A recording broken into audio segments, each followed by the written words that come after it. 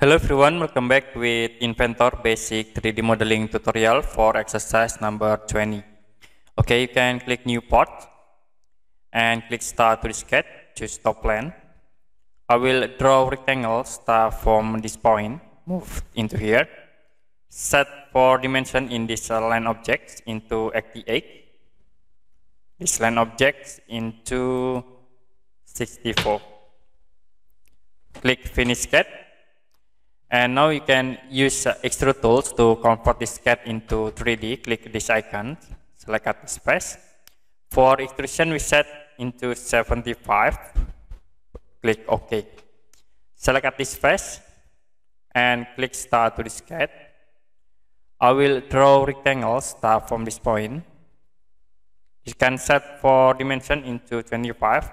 Press tab button and we set into 38. OK.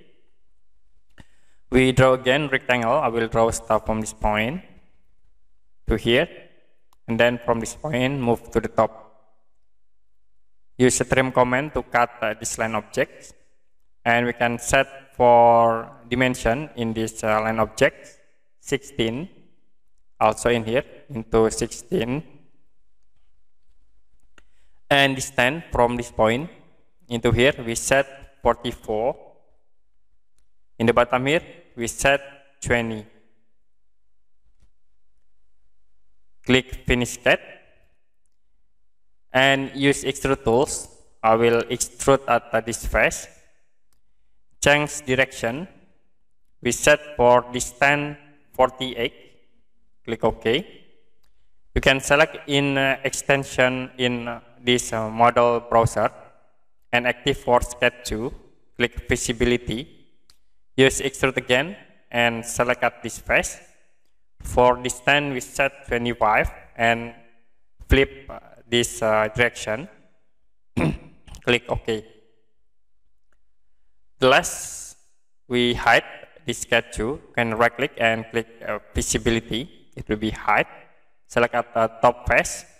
Click Start to the sketch. I will draw rectangle start from this point. Move into here. Set for dimension 16. Press tab button 16 again. Enter. I will draw rectangle start from this point into here, and then from this point to the top.